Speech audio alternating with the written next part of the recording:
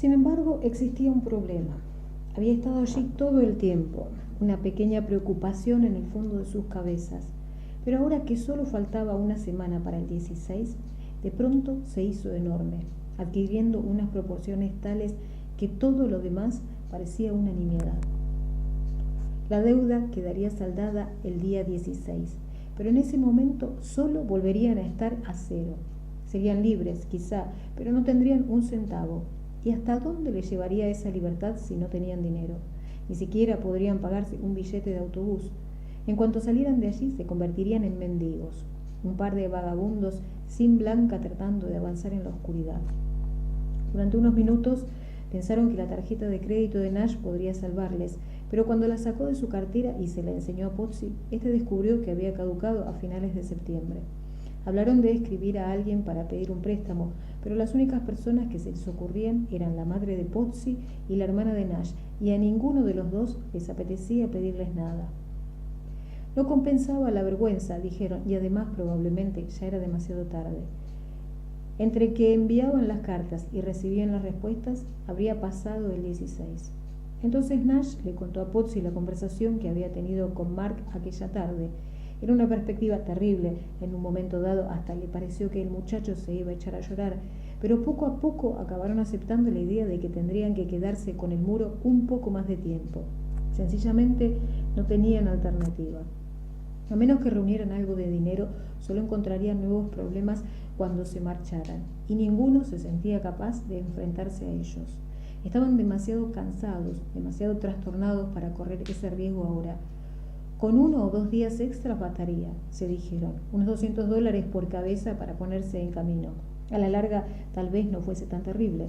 Por lo menos estarían trabajando para sí mismos y eso ya era algo.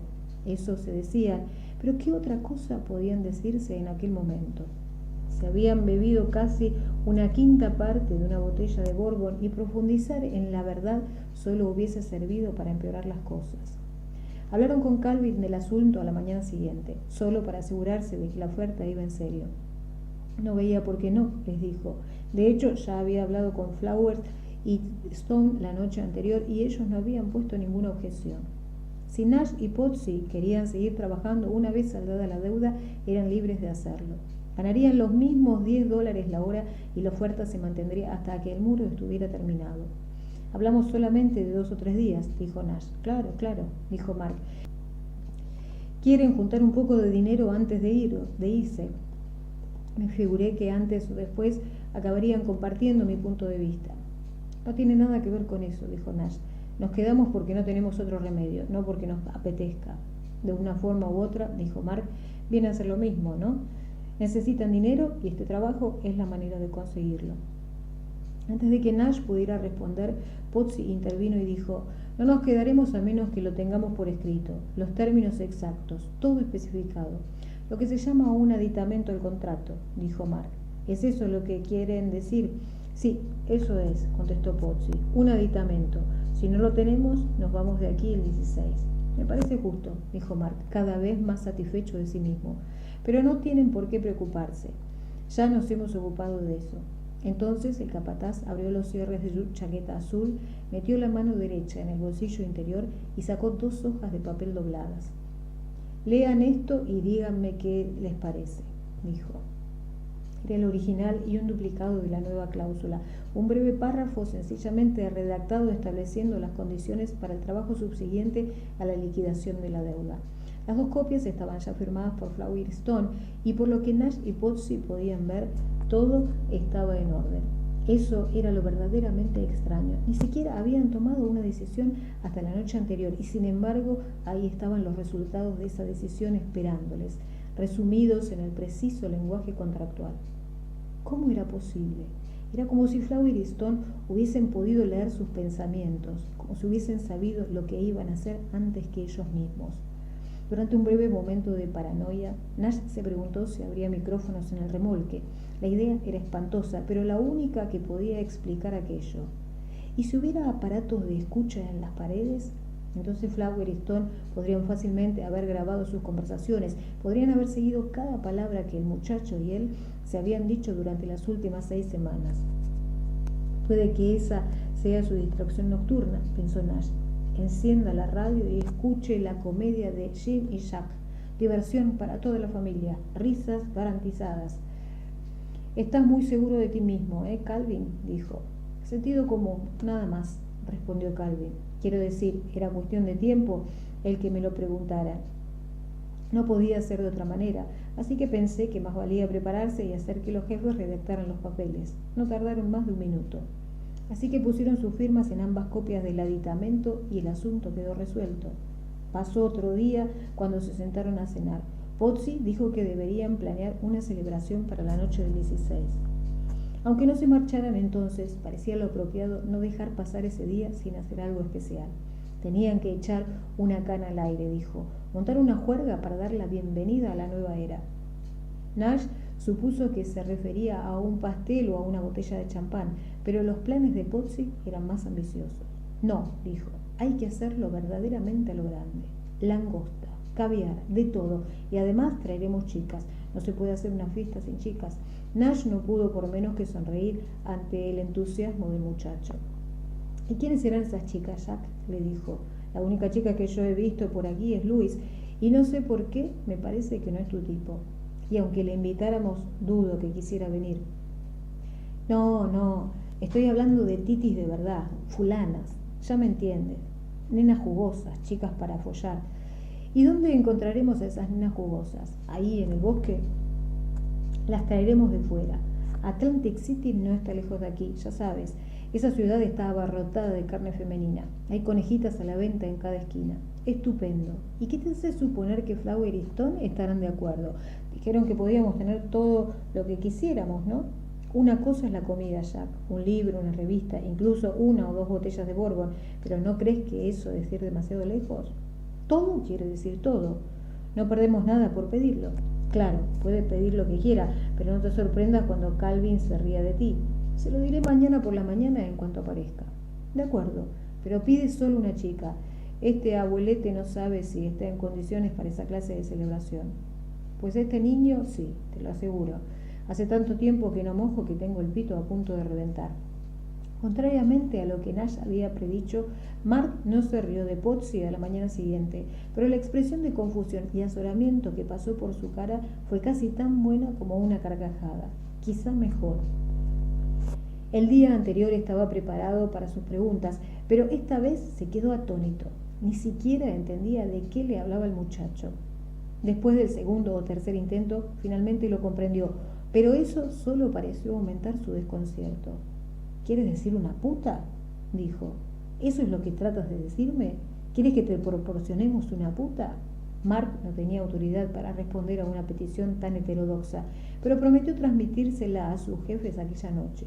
Sorprendentemente, cuando volvió con la contestación a la mañana siguiente, le dijo a Pozzi que se ocuparían de ello, que tendría una chica el 16. Ese era el trato, dijo. Pueden tener lo que quieran. La verdad es que no parecían muy complacidos, pero un trato es un trato, dijeron, así que la tendrás. En mi opinión, se han portado de maravilla. Son buena gente esos dos, y cuando dan su palabra están dispuestos a hacer cualquier cosa por cumplirla. A Nash le pareció muy extraño. Flower y Stone no eran de esa clase de gente que tira su dinero en fiestas para otros, y el hecho de que hubieran aceptado la petición de Pozzi le puso inmediatamente en guardia. Por su propio bien, pensó, hubiese sido mejor seguir con el trabajo y luego salir de allí lo más rápido y silenciosamente posible. La segunda hilera estaba resultando menos difícil que la primera, y el trabajo avanzaba con regularidad, quizá más que antes. El muro era más alto ahora, y ya no tenían que someter sus espaldas a las múltiples contorsiones de doblarse y agacharse para colocar las piedras en su sitio. Con un solo y económico gesto era suficiente, y una vez que dominaron los aspectos más precisos de este nuevo ritmo, lograron aumentar su rendimiento hasta 40 piedras al día. Cuánto más sencillo hubiera sido continuar así hasta el final, pero el muchacho estaba empeñado en tener una fiesta, y ahora que la chica iba a venir, Nash comprendió que no podía hacer nada para impedirlo. Si decía algo en contra, parecería que trataba de estropearle a Pozzi su diversión, y eso era lo último que deseaba. El chico se merecía su pequeña juerga, y aunque trajese más problemas de lo que valía, Nash sentía que tenía la obligación moral de apoyarle. Durante las noches siguientes asumió el papel de proveedor y se sentó en el cuarto de estar con un lápiz y un papel para tomar notas mientras ayudaba a Pozzi a concretar los detalles de la celebración. Había que tomar innumerables decisiones y Nash estaba resuelto a que el muchacho quedara satisfecho en todos los aspectos. ¿Debían empezar la cena con cóctel de gambas o con sopa de cebolla francesa? El segundo plato debía ser solomillo o langosta o las dos cosas. ¿Cuántas botellas de champán debían pedir? ¿La chica debía cenar con ellos o era mejor que cenaran solos y que ella se les uniera a los postres? Era necesario decorar el remolque y en ese caso, ¿de qué color querían los globos? Le entregaron la lista completa a Mark el día 15 por la mañana y esa misma noche el capataz hizo un viaje especial al Prado para llevarles los paquetes. Por una vez fue en el todoterreno y Nash se preguntó si eso era una buena señal, una muestra de su inminente libertad. Pero también podía no significar nada. Había muchos paquetes, después de todo, y era posible que hubiese ido en coche simplemente porque la carga era demasiado grande para llevarla en los brazos. Pues si estaban a punto de convertirse en hombres libres, ¿por qué se molestaba Mark en seguir llevando el arma? Pusieron 47 piedras el último día, superando su marca anterior en 5. Les puso un enorme esfuerzo en lograrlo, pero ambos querían acabar con un gesto triunfal y trabajaron como si se propusieran demostrar algo, sin reducir el ritmo ni una vez, manejando las piedras con un aplomo que rayaba en el desdén, como si lo único que importara ahora fuese probar que no habían sido derrotados, que habían triunfado sobre aquel asqueroso asunto.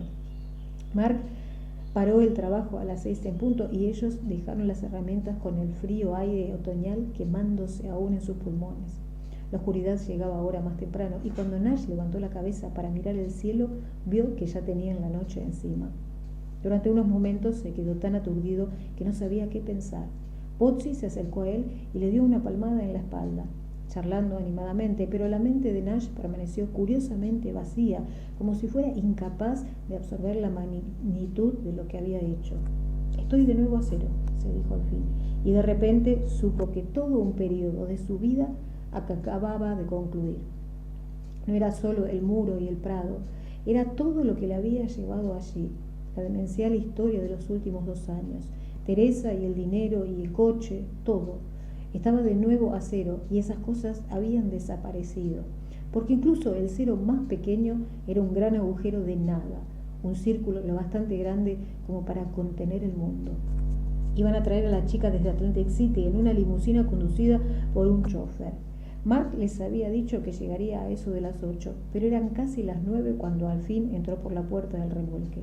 Nash y Pozzi ya se habían pulido una botella de champán, y Nash estaba inclinado sobre una olla en la cocina, observando cómo el agua se acercaba al punto de ebullición por 3ª o 4ª vez. Las 3 langostas que había en la bañera estaban medio muertas, pero Pozzi había decidido incluir a la chica en la cena, causa mejor impresión de esa manera, así que no podían hacer nada más que esperar hasta que ella apareciera. Ninguno de los dos estaba acostumbrado a beber champán y las burbujas se les habían subido rápidamente a la cabeza, por lo que los dos estaban ya un poco alegres cuando al fin comenzó la celebración. La chica se hacía llamar Tiffany y no debía de tener más de 18 o 19 años. Era una de esas rubias pálidas y flacas con los hombros caídos y el pecho hundido, y se tambaleaba sobre unos tacones de 7 centímetros como si se tratara de andar sobre la cuchilla de unos patines. Nash se fijó en el pequeño hematoma amarillento que tenía en el muslo izquierdo, en el maquillaje excesivo y en la triste minifalda que dejaba al descubierto sus delgadas piernas sin forma. Su cara era casi bonita, pensó, pero a pesar de su expresión infantil, dejaba traslucir un gesto de fatiga, una osquedad que se percibía a través de las sonrisas y la aparente alegría de su actitud. Daba igual que fuera tan joven, sus ojos eran demasiado duros, demasiado cínicos, y tenían la expresión de alguien que ha visto ya demasiadas cosas. El muchacho abrió otra botella de champán y los 3 se sentaron para tomar una copa antes de la cena. Pozzi y la chica en el sofá, Nash en una silla un poco separada de ellos. «¿Cómo va la historia, tíos?», dijo ella. «¿Esto va a ser un trío o van de uno en uno?» «Yo soy solo el cocinero», dijo Nash, un poco desconcertado por la franqueza de la chica. «En cuanto acabemos de cenar, yo desaparezco». «El viejo Jeeves es un mago en la cocina», dijo Pozzi, «pero le dan miedo las señoras, cosas que pasan. le ponen nervioso. Ya, dijo la chica examinando a Nash con una mirada fría y valorativa. ¿Qué pasa, Granulón? ¿No tienes ganas esta noche? No es eso, dijo Nash. Lo que pasa es que tengo mucho que leer. Estoy tratando de aprender una receta nueva y algunos de los ingredientes son muy complicados. Bueno, siempre puedes cambiar de opinión, dijo la chica. El gordo me soltó una pasta por esto y yo vine aquí pensando que iba a follarme a los dos. No tengo inconveniente. Por esa cantidad de dinero me follaría a un perro si hiciera falta. Comprendo, dijo Nash, pero estoy seguro de que estarás muy ocupada con Jack. Una vez que empieza puede ser un verdadero salvaje. Así es, nena, dijo Potsy, apretándole un muslo a la chica y atrayéndola para darle un beso. Mi apetito es insaciable. La cena prometía ser triste y lúgubre, pero el buen humor de Potsy la convirtió en otra cosa, algo animado y memorable, una locura de caparazones de langostas y risas alcohólicas. El muchacho era un torbellino aquella noche, y ni Nash ni la chica pudieron resistirse a su felicidad, a la energía maníaca que emanaba de él e inundaba la habitación. Parecía saber exactamente qué debía decirle a la chica en cada momento, cómo hacerla reír, y Nash se asombró al ver cómo ella iba cediendo poco a poco al asalto de sus encantos, cómo se le suavizaba la cara y los ojos se le ponían cada vez más brillantes. Nash nunca había tenido talento con las chicas y observaba la actuación de Potsy con una creciente sensación de asombro y envidia. Comprendió que era cuestión de tratar a todo el mundo igual, de dedicarle tanta atención y cuidado a una prostituta triste y poco atractiva como le dedicarías a la muchacha de tus sueños. Nash siempre había sido demasiado exigente para hacer eso, demasiado reservado y serio, y admiró al muchacho por conseguir que la chica se riera tan alegremente, por amar tanto la vida en ese momento, que podía sacar a luz lo que aún estaba vivo en ella. La mejor improvisación se produjo a mitad de la cena, cuando Potsy empezó de pronto a hablar de su trabajo. Él y Nash eran arquitectos, explicó, y habían venido a Pensilvania hacía un par de semanas para supervisar la construcción de un castillo que habían diseñado. Eran especialistas en el arte de la reverberación histórica, y como había muy poca gente que pudiera permitirse el lujo de contratarlos, invariablemente acababan trabajando para millonarios excéntricos. No sé qué te habrá dicho de nosotros el gordo dueño de la casa, le dijo a la chica, pero puedes olvidarlo todo ahora mismo. Es muy bromista y preferiría hacerse pis en los pantalones en público que darte una contestación seria a nada que le preguntes. Todos los días acudía al Prado una cuadrilla de 36 albañiles y carpinteros, continuó, pero Jim y él vivían en el lugar de la construcción porque siempre lo hacían así. El ambiente lo era todo y la obra siempre salía mejor si ellos vivían la vida que tenían que recrear. Este trabajo era una reverberación medieval, así que por el momento tenían que vivir como monjes. Su siguiente trabajo les llevaría a Texas, donde un magnate del petróleo les había encargado que le construyeran una réplica del Palacio Buckingham en su jardín trasero. Eso podía parecer fácil, pero cuando te dabas cuenta de que había que numerar cada piedra previamente, empezabas a comprender lo complicado que era. Si las piedras no se ponían en el orden correcto, todo el edificio se te venía abajo. Imagínate construir el puente de Brooklyn en San José, California, pues eso era lo que habían hecho para alguien el año anterior. Figúrate lo que era diseñar una torre Eiffel de tamaño natural para levantarla junto a una casa estilo rancho en una urbanización residencial de New Jersey. Eso también estaba en su currículum. La verdad era que en ocasiones les entraban ganas de retirarse e irse a vivir a West Palm Beach, pero en realidad el trabajo era demasiado interesante para dejarlo, y con tantos millonarios norteamericanos que querían vivir en castillos europeos, no tenían valor para rechazarlos a todos. Todas estas tonterías iban acompañadas del ruido de partir el caparazón de las langostas y de servir el champán. Cuando Nash se puso de pie para recoger la mesa, tropezó con una pata de su silla y tiró 2 o 3 platos al suelo. Se rompieron con gran estrépito y como uno de ellos era un cuenco que contenía los restos de la mantequilla derretida, el desastre en el linóleo fue total. Tiffany hizo un movimiento para ayudar a Nash a limpiar el suelo, pero andar nunca había sido su fuerte, y ahora que las burbujas del champán habían penetrado en su corriente sanguínea, no logró dar más de 2 o 3 pasos antes de caer sobre el regazo de Pozzi, presa de un ataque de risa. O tal vez fuera Pozzi que la agarró antes de que pudiera apartarse de él. A aquellas alturas Nash ya no podía captar tales matices. El caso es que cuando Nash se irguió con los pedazos de vajilla rota en las manos, los dos jóvenes estaban juntos en la silla dándose un beso apasionado. Pozzi empezó a afrontar un seno de la chica y un momento después Tiffany puso la mano en el paquete del muchacho. Pero antes de que las cosas fueran a más, Nash, no sabiendo qué hacer, carraspeó y anunció que era hora de tomar el postre.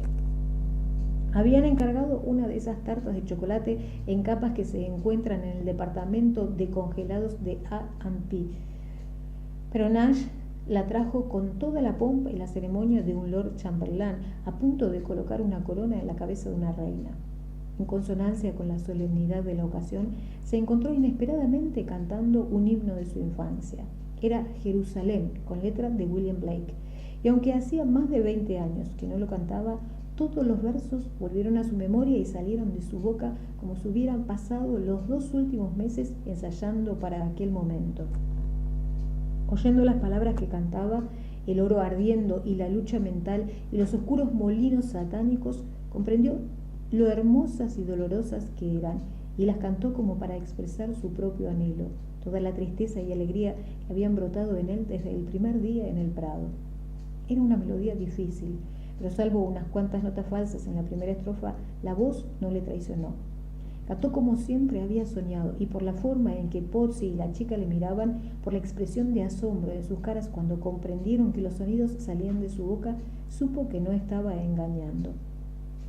Escucharon en silencio hasta el final, y luego, cuando Nash se sentó y les dirigió azorado una sonrisa forzada, se pusieron los dos a aplaudir y no cesaron hasta que finalmente aceptó levantarse y hacer una reverencia. Se bebieron la última botella de champán con las tartas mientras contaban historias de su infancia, y luego Nash se dio cuenta de que había llegado el momento de retirarse. No deseaba seguir estorbando al muchacho, y una vez acabada la comida ya no tenía excusa para permanecer allí. Esta vez la chica no le pidió que reconsiderara su decisión, pero le dio un fuerte abrazo y le dijo que esperaba que volvieran a encontrarse. Nash pensó que era un simpático gesto por su parte y le contestó que él también lo esperaba. Luego le guiñó un ojo al muchacho y se fue a la cama tambaleándose. Pero no resultaba fácil estar allí tumbado en la oscuridad, escuchando sus risas y sus ruidos en la otra habitación.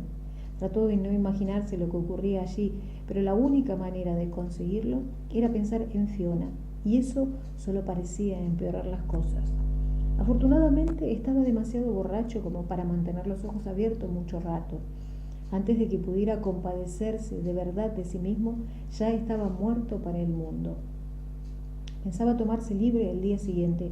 Parecía lo más apropiado después de trabajar 7 semanas completas y contando con la resaca que inevitablemente seguiría a su noche de jarana. Habían acordado este respiro con Mark varios días antes. Nash se despertó poco después de las 10 con la sensación de que las sienes se partían en 2 y se fue hacia la ducha.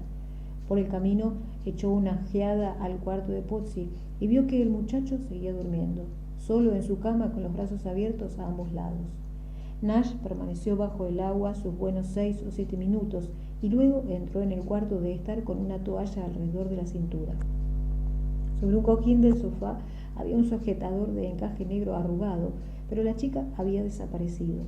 La habitación tenía el mismo aspecto que si un ejército merodeador hubiese acampado allí, y el suelo era un caos de botellas vacías, ceniceros volcados, guirnaldas de papel caídas y globos desinflados. Soltando los escombros, Nash entró en la cocina y se hizo café. Bebió 3 tazas sentados a la mesa y fumando cigarrillos de un paquete que se había dejado la chica. Cuando se sintió suficientemente despierto para empezar a moverse, se levantó y se puso a limpiar el remolque, procurando hacer el menor ruido posible para no despertar al muchacho. Se ocupó primero del cuarto de estar, atacando sistemáticamente cada tipo de basura, cenizas, globos, platos rotos, y luego entró en la cocina, donde vació platos, recogió caparazones de langosta y fregó vajilla y cubiertos. Tardó 2 horas en poner orden en la casita. Y durante todo ese tiempo, Pozzi siguió durmiendo sin salir ni una vez de su cuarto. Terminada la limpieza, Nash se preparó un sándwich de jamón y queso y otra cafetera. Y luego volvió a su cuarto, de puntillas para coger uno de los libros que aún no había leído. Nuestro común amigo de Charles Dickens. Se comió el sándwich, bebió otra taza de café y sacó una de las sillas de la cocina afuera y la colocó de modo que pudiera apoyar las piernas en los escalones del remolque. Hacía un día sorprendentemente cálido y soleado para mediados de octubre, y mientras estaba sentado allí, con el libro en el regazo, encendiendo uno de los cigarros puros que había pedido para la fiesta, Nash se sintió de pronto tan tranquilo, tan en paz consigo mismo, que decidió no abrir el libro hasta haber terminado de fumarse el puro. Llevaba en ello unos 20 minutos cuando oyó ruido de hojas en el bosque. Se levantó de la silla, se volvió en dirección al sonido y vio que Matt venía hacia él, saliendo de la espesura con la cartuchera puesta sobre su chaqueta azul. Nash estaba ya tan acostumbrado al revólver que ni siquiera se fijó en él, pero sí le sorprendió ver a Mark, y puesto que no se trataba de supervisar ningún trabajo aquel día, se preguntó qué significaba aquella inesperada visita. Charlaron un poco durante los primeros 3 o 4 minutos, mencionando vagamente la fiesta y el buen tiempo. Mark le dijo que el chofer se había llevado a la chica a las 5:30, y a juzgar por cómo dormía el muchacho, dijo, parecía que había tenido una noche muy movida. Sí, dijo Nash, no le había decepcionado, todo había salido bien.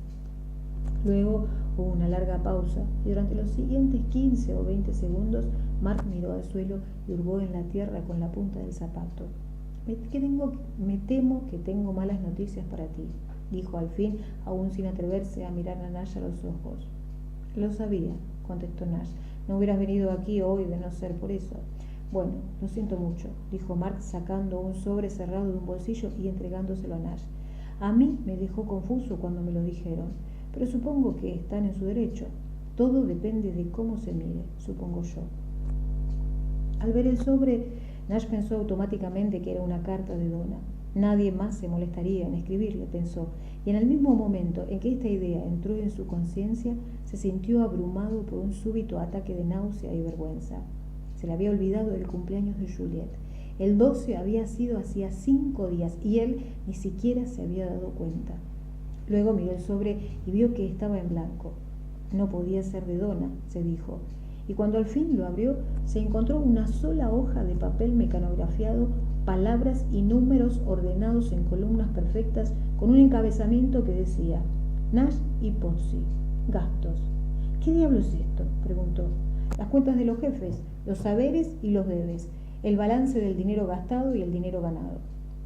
Cuando Nash examinó la hoja más atentamente, vio que era exactamente eso, un estado de cuentas, la meticulosa labor de un contable, y al menos demostraba que Flower no se había olvidado de su antigua profesión desde que se hizo rico 7 años antes.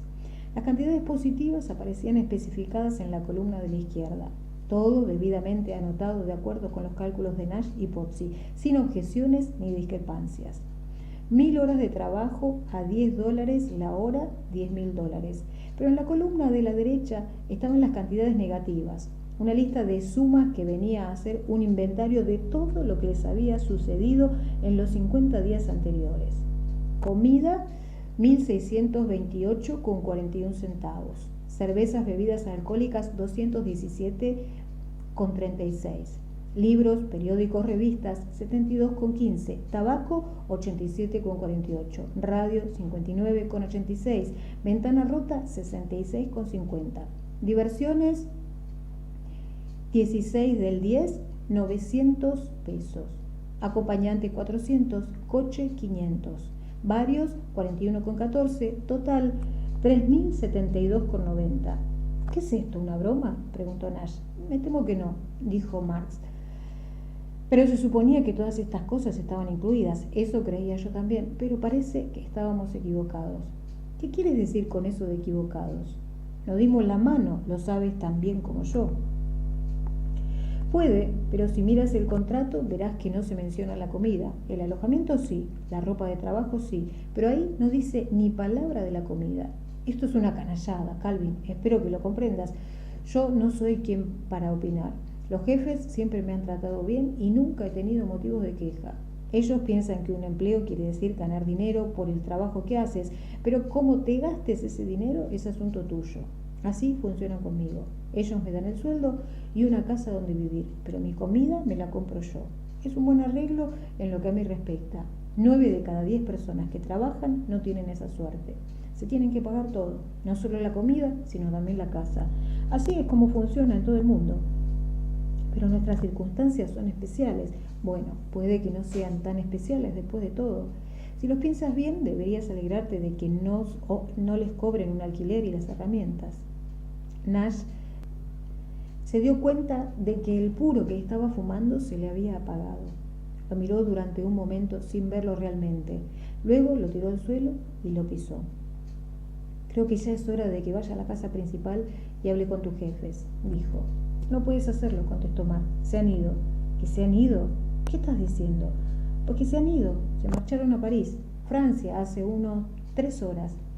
Y no volverán hasta después de Navidad. Me cuesta creer que se hayan largado así por las buenas, sin molestarse en venir a ver el muro. No tiene sentido. Oh, sí que lo han visto. Les he traído esta mañana temprano cuando el muchacho y tú estaban durmiendo.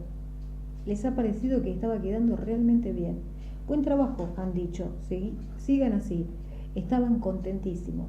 Mierda, dijo Nash. Que se vayan a la mierda, ellos y su maldito muro. No vale la pena enfadarse, amigo. Solo serán 2 o 3 semanas más. Si suprimen las fiestas y esas cosas, habrán salido de aquí antes de que se den cuenta. 3 semanas a partir de ahora. Ya será noviembre. Eso es un tipo duro, Nash. Tú puedes aguantarlo. Sí, yo puedo aguantarlo, pero ¿y Jack? Este papel le va a matar. 10 minutos después de que Nash volviera a entrar en el remolque, Putsy se despertó. El muchacho tenía tan mal aspecto y los ojos tan hinchados que Nash no tuvo valor para darle la noticia enseguida y durante media hora dejó correr la conversación haciendo comentarios intrascendentes y escuchó la minuciosa descripción de Putsy de lo que él y la chica se habían hecho el uno al otro después de que Nash se fuera a la cama. Le pareció mal interrumpir semejante historia y estropear el placer del muchacho al contarla. Pero una vez transcurrido un intervalo discreto, Nash cambió al fin de tema y sacó el sobre que le había dado Mark. Pasa lo siguiente, Jack, dijo casi sin darle una oportunidad al muchacho de que mirara el papel. Nos han jugado una mala pasada y ahora estamos hundidos. Pensábamos que ya estábamos en paz, pero según sus cálculos todavía estamos en el hoyo por $3.000. Comida, revistas, hasta la maldita ventana rota, nos lo han cobrado todo. Por no hablar de la señorita Bragas Calientes y su chofer, cosa que probablemente no hace falta decir. Dimos por sentado que esas cosas las cubría el contrato, pero el contrato no dice nada de ellas. La cuestión es esta. ¿Qué hacemos ahora? Por lo que a mí respecta, tú ya no estás en esto. Has hecho suficiente y a partir de ahora este asunto es solo problema mío. Así que voy a sacarte de aquí. Cavaremos un hoyo bajo la cerca y cuando oscurezca pasarás por ese hoyo y estarás libre. ¿Y tú? Dijo Putsy. Yo voy a quedarme a terminar el trabajo. Ni hablar. Tú te escapas por el hoyo conmigo. Esta vez no, Jack. No puedo. ¿Y por qué demonios no puedes? ¿Te dan miedo los hoyos o algo así? Ya llevas 2 meses viviendo en uno. ¿Es que no te has dado cuenta? Me prometí a mí mismo que llegaría hasta el final. No te pido que lo entiendas, pero no voy a huir. Ya lo he hecho demasiadas veces y no quiero continuar viviendo así. Si me largo de aquí a hurtadillas antes de pagar la deuda, no valdré nada a mis propios ojos. El último bastión del general Custer. Eso es, la vieja historia de aguantar y callarse. Es una batalla equivocada, Jim. No harás más que perder el tiempo, joderte para nada. Si los 3 grandes son tan importantes para ti, ¿por qué no les mandas un cheque? A ellos les da igual cómo reciban el dinero y lo tendrán mucho antes si te marchas esta noche conmigo. Mierda, hasta estoy dispuesto a ir al 50% contigo. Conozco a un tipo en Philly que nos puede meter en una partida mañana por la noche. Lo único que tenemos que hacer es conseguir que alguien nos coja en autostop y tendremos la pasta en 48 horas. Es bien sencillo, se las mandamos por correo urgente y se acabó la historia. Lauer y Stone no están aquí, se han marchado a París esta mañana. Dios, eres un terco hijo puta, ¿verdad? ¿A quién coño le importa dónde estén? Lo siento mucho, muchacho. No es negociable. Puedes ponerte morado de tanto hablar, pero yo no me voy. Tardarás el doble trabajando tú solo, gilipollas. ¿No se te ha ocurrido pensarlo? Serán $10 la hora, no 20. Estarás cargando esas piedras hasta Navidad. Ya lo sé. No olvides mandarme una tarjeta, Jack. Es lo único que te pido. Suelo ponerme sentimental en esa época del año. Siguieron discutiendo durante 45 minutos más, hasta que finalmente Pozzi dio un puñetazo sobre la mesa y salió de la cocina. Estaba tan enfadado con Nash que no quiso hablarle durante 3 horas. Se encerró en su dormitorio y se negó a salir. A las 4, Nash se acercó a su puerta y le dijo que iba a salir para empezar a cavar el hoyo. Pozzi no respondió, pero poco después de ponerse la chaqueta y salir del remolque, Nash oyó un portazo y un momento después, el muchacho trotaba por el prado para alcanzarle. Nash le esperó y luego fueron juntos hacia el cobertizo de las herramientas en silencio, sin que ninguno de los dos se atreviera a reanudar la discusión. He estado pensando, dijo Pozzi cuando estaban parados ante la puerta del cobertizo cerrada con llave. ¿Para qué molestarnos en toda esta historia de la fuga? ¿No sería más fácil ir a ver a Mark y decirle que yo me marcho? Mientras tú te quedes aquí para cumplir el contrato, ¿qué más le da? Te diré por qué, dijo Nash, cogiendo una piedra del suelo y golpeando con ella la puerta para romper la cerradura. Porque no me fío de él. Calvin no es tan estúpido como parece y sabe que tu nombre está en el contrato. Estando fuera Flowery Stone, nos dirá que no tiene autoridad para hacer ningún cambio, que no podemos hacer nada hasta que ellos vuelvan. Ese es su estilo, ¿no? Yo solo trabajo aquí, muchacho, y hago lo que los jefes mandan. Pero sabe todo lo que pasa. Ha sido parte del asunto desde el principio. De lo contrario, Flowery Stone nos habrían ido dejándole encargado de esto. Finge estar de nuestra parte, pero les pertenece a ellos. Nosotros le importamos un pepino. En cuanto le dijéramos que querías marcharte, se imaginaría que ibas a escaparte. Ese es el siguiente paso, ¿no? Y no quiero darle ningún preaviso. ¿Quién sabe qué clase de faena nos haría? Así que forzaron la puerta del cobertizo, cogieron 2 palas y se las llevaron por el camino de tierra que cruzaba el bosque. La distancia hasta la cerca era más larga de lo que recordaban, y cuando empezaron a cavar, la luz ya había empezado a desvanecerse. La tierra estaba dura y la base de la cerca iba profundamente enterrada. Ambos gruñían cada vez que clavaban las palas en la tierra. Veían la carretera justo delante de ellos, pero en la media hora que estuvieron allí, solo pasó un coche. Una rubia baqueteada en la que iban un hombre, una mujer y un niño pequeño. El niño le saludó con la mano con expresión de sorpresa, pero ni Nash ni Pozzi le respondieron. Cavaron en silencio y cuando finalmente el hoyo era lo bastante grande como para que el cuerpo de Pozzi pasara por él, le dolían los brazos por el esfuerzo. Entonces tiraron las palas y regresaron al remolque. Cruzaron el prado mientras el cielo se volvía púrpura a su alrededor con el débil resplandor de un crepúsculo de mediados de octubre. Tomaron su última cena juntos como si fueran desconocidos. Ya no sabían qué decirse y sus intentos de conversación eran torpes, a veces incluso embarazosos. La marcha de Pozzi estaba demasiado cercana para permitirles pensar en nada más, pero ninguno de los dos deseaba hablar de aquello, por lo que durante largos intervalos de tiempo permanecieron encerrados en su silencio, cada uno imaginando lo que iba a hacer de él sin el otro.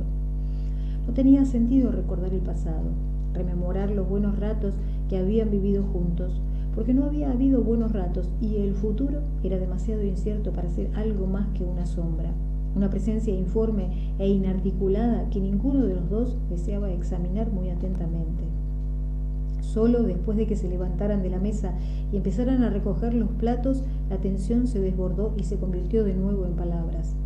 Ya era de noche y repentinamente había llegado el momento de los últimos preparativos y adioses. Intercambiaron direcciones y números de teléfono y prometieron mantenerse en contacto, pero Nash sabía que no lo harían, que aquella era la última vez que veía a Pozzi. Prepararon una pequeña bolsa con provisiones, comida, cigarrillos, mapas de carretera de Pensilvania y Nueva Jersey, y luego Nash le dio a Pozzi un billete de $20 que había encontrado en el fondo de su maleta aquella tarde. No es mucho, le dijo, pero supongo que es mejor que nada. Era una noche fría y se pusieron las sudaderas y las chaquetas antes de salir del remolque. Cruzaron el prado con las linternas en la mano, caminando a lo largo del muro inacabado para que les guiara en la oscuridad. Cuando llegaron al final y vieron los enormes montones de piedras al borde del bosque, movieron el haz de luz de las linternas sobre sus superficies por un momento al pasar.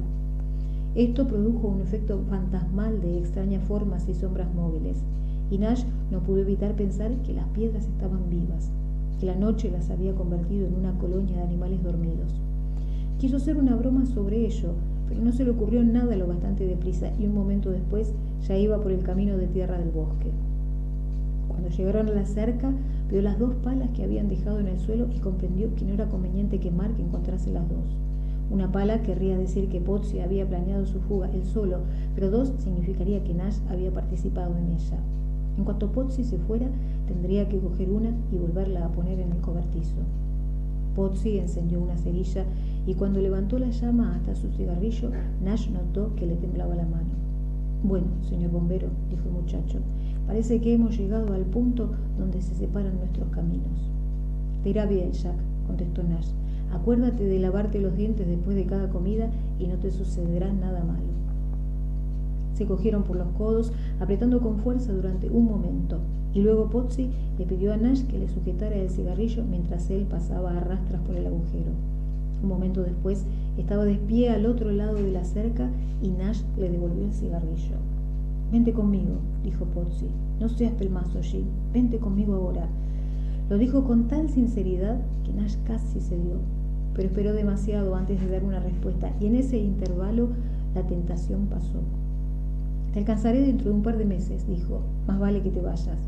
Pozzi se apartó de la cerca, dio una calada al cigarrillo y luego lo tiró lejos de sí, produciendo una pequeña lluvia de chispas sobre la carretera. «Llamaré a tu hermana mañana y le diré que estás bien», dijo. «Lárgate», dijo Nash sacudiendo la cerca con un brusco gesto de impaciencia. «Vete lo más deprisa que puedas». «Ya estoy fuera de aquí», contestó Pozzi. «Cuando termines de contar hasta 100, ni siquiera te acordarás de quién soy». Luego, sin decir adiós, giró sobre sus talones y echó a correr por la carretera. En la cama aquella noche, Nash ensayó la historia que pensaba contarle a Mark a la mañana siguiente, repitiéndola varias veces hasta que empezó a sonar a verdad. Pozzi y él se habían acostado a eso de las 10. Él no había oído nada durante las siguientes 8 horas. Siempre duermo como un tronco. Había salido de su cuarto a las 6 para preparar el desayuno. Había llamado a la puerta del muchacho y había descubierto que no estaba allí. No, Jack no había hablado de fugarse y tampoco había dejado una nota ni ninguna otra pista de dónde pudiera estar. ¿Quién sabe lo que le habrá pasado? A lo mejor se levantó temprano y decidió dar un paseo. Claro, te ayudaré a buscarle. Probablemente está vagando por el bosque, tratando de ver a los gansos migratorios.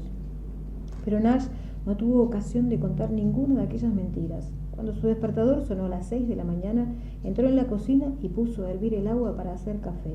Y luego, sintiendo curiosidad por saber qué temperatura hacía, abrió la puerta del remolque y sacó la cabeza para probar el aire. Fue entonces cuando vio a Pozzi, aunque tardó unos segundos en darse cuenta de quién era. Al principio no vio más que un montón indistinguible, un lío de prendas manchadas de sangre extendidas en el suelo, e incluso cuando se dio cuenta de que había un hombre dentro de aquellas prendas, más que a Pozzi, lo que vio fue una alucinación, algo que no podía estar allí.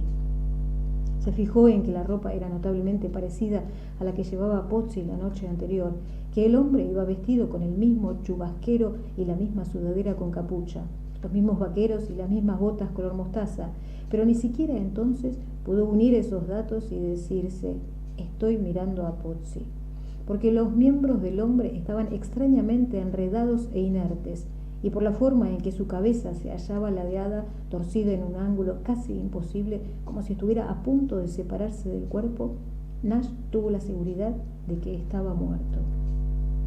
Empezó a bajar los escalones un momento después, y entonces comprendió por fin lo que estaba viendo. Mientras andaba por la hierba hacia el cuerpo del muchacho, Nash notó que una serie de pequeños sonidos de arcadas escapaban de su garganta. Cayó de rodillas, tomó la destrozada cara de Pozzi entre sus manos y descubrió que en las venas del cuello del muchacho latían aún débiles pulsaciones. «¡Dios mío!», exclamó casi sin darse cuenta de que hablaba en voz alta. «¿Qué te han hecho, Jack?». El chico tenía los ojos terriblemente hinchados. tremendos cortes en la frente, las sienes y la boca, y le faltaban varios dientes. Era una cara pulverizada, machacada hasta quedar irreconocible. Nash oyó otra vez los sonidos de arcadas que escapaban de su garganta, y entonces, casi gimiendo, cogió a Potsy en brazos y se lo llevó al remolque. Era imposible saber cuál era la gravedad de las heridas. El muchacho estaba inconsciente, tal vez incluso en coma, pero el haber estado allí tirado, expuesto a la frígida temperatura otoñal durante Dios sabe cuántas horas, había empeorado su estado. Probablemente eso le había hecho tanto daño como la misma paliza. Nash tumbó al muchacho en el sofá y luego entró corriendo en los 2 dormitorios y arrancó las mantas de las camas. Había visto a varias personas morir de shock después de ser rescatados de un incendio, y Potsy tenía todos los síntomas de un caso grave. La terrible palidez, los labios azulados, las manos heladas como las de un cadáver. Nash hizo lo que pudo para que entrara en calor. Le frotó el cuerpo bajo las mantas y le levantó las piernas para que la sangre volviese a circular. Pero aún cuando la temperatura del muchacho empezó a subir un poco, no daba señales de recobrar la conciencia. Las cosas fueron deprisa a partir de ese momento. Mark llegó a las 7, subió los escalones del remolque y dio su habitual golpe en la puerta. Y cuando Nash le gritó que entrara, su primera reacción al ver a Potsy fue echarse a reír. «¿Qué le pasa?», dijo señalando al sofá con el pulgar. «¿La volvió a coger anoche?». Pero una vez que entró en el cuarto y vio de cerca la cara de Potsy, su risa se convirtió en alarma. «Dios santo», dijo, «este chico está muy mal». «Tienes razón, está muy mal», dijo Nash. «Si no le llevamos a un hospital antes de una hora, no lo cuenta». Mark se fue corriendo a su casa a traer el todoterreno y mientras tanto Nash quitó el colchón de la cama de Potsy y lo apoyó contra la pared del remolque para ponerlo luego en la improvisada ambulancia. El viaje sería muy duro de todas formas, pero quizá el colchón impediría que el muchacho sufriera demasiado con las sacudidas. Cuando Mark volvió por fin, había otro hombre con él en el asiento delantero del coche. «Este es Floyd», dijo. «Puede ayudarnos a trasladar al chico». Floyd era el yerno de Mark y aparentaba entre 25 y 30 años. Un joven grande, de constitución robusta, que mediría cerca de 1,90 m, con una cara lisa y colorada y una gorra de cazador en la cabeza. No parecía demasiado inteligente, sin embargo, y cuando Mark se lo presentó a Nash, le tendió la mano con una torpe y sincera alegría absolutamente inapropiada para la situación. A Nash le molestó tanto que se negó a estrecharle la mano y se lo quedó mirando hasta que el otro dejó caer el brazo. Nash colocó el colchón en la parte trasera del todoterreno y luego los 3 fueron al remolque y levantaron a Potsy del sofá y lo llevaron fuera, aún envuelto en las mantas. Nash trató de ponerle lo más cómodo posible, pero cada vez que miraba la cara del muchacho comprendía que no había esperanza. Potsy ya no tenía ninguna posibilidad. Cuando llegaran al hospital, ya estaría muerto. Pero todavía le esperaba algo peor. En ese momento, Mark le dio una palmada en el hombro y le dijo: «Volveremos en cuanto podamos». Cuando Nash comprendió al fin que no pensaban llevarle con ellos, algo saltó en su interior y se volvió hacia Mark con un súbito ataque de ira. «Lo siento», dijo Mark, «no puedo dejarte venir. Ya ha habido suficiente jaleo aquí por un día y no quiero que las cosas se me vayan de las manos. No te preocupes, Nash. Floyd y yo podemos arreglárnosla». Pero Nash estaba fuera de sí y en lugar de retroceder se abalanzó sobre Mark y le agarró por la chaqueta llamándole mentiroso y maldito hijo de puta. Pero antes de que pudiera darle un puñetazo en la cara, Floyd le rodeó con sus brazos desde atrás y le levantó del suelo. Mark retrocedió 2 o 3 pasos, sacó el revólver de la cartuchera y apuntó a Nash. Pero ni siquiera eso fue suficiente para poner fin al asunto, y Nash continuó gritando y pataleando entre los brazos de Floyd. «Mátame, hijo de puta», le gritó a Mark. «Venga, adelante, dispara». «Ya no sabe ni lo que dice», dijo Mark con calma, mirando a su yerno. «El pobre diablo ha perdido la cabeza». Sin previo aviso, Floyd tiró a Nash al suelo violentamente y antes de que éste pudiera levantarse para reanudar el ataque, un pie le aplastó el estómago. Se quedó sin respiración y mientras estaba allí tumbado, boqueando para recobrar el aliento, los 2 hombres corrieron hacia el todoterreno y se subieron a él. Nash oyó que el motor se ponía en marcha y cuando consiguió levantarse ya se alejaban, desapareciendo con Potsy en el bosque. Después de eso no vaciló. Entró en el remolque, se puso la chaqueta, se metió en el bolsillo toda la comida que cupo en ellos e inmediatamente volvió a salir. Su único pensamiento era escapar de allí. Nunca tendría mejor oportunidad de escaparse y no iba a desperdiciarla. Pasaría por el agujero que había acabado con Pozzi la noche anterior y ahí se acabaría la historia. Cruzó el prado a paso rápido, sin molestarse siquiera en echar una ojeada al muro, y cuando llegó al bosque del otro lado, de repente echó a correr por el camino de tierra como si le fuera la vida en ello. Llegó a la cerca unos minutos después, jadeando por el esfuerzo, y se quedó mirando la carretera que tenía ante sí, con los brazos apoyados en la barrera para sostenerse. Durante un momento ni siquiera se le ocurrió que el agujero pudiera haber desaparecido. Pero cuando empezó a recobrar el aliento, miró a sus pies y vio que estaba sobre terreno llano. El agujero había sido llenado, la pala había desaparecido y con las hojas y las ramitas esparcidas a su alrededor era casi imposible saber que allí había habido un hoyo. Nash se agarró a la cerca con los 10 dedos y apretó con todas sus fuerzas. Permaneció así durante cerca de un minuto y luego abrió las manos, se las llevó a la cara y empezó a sollozar.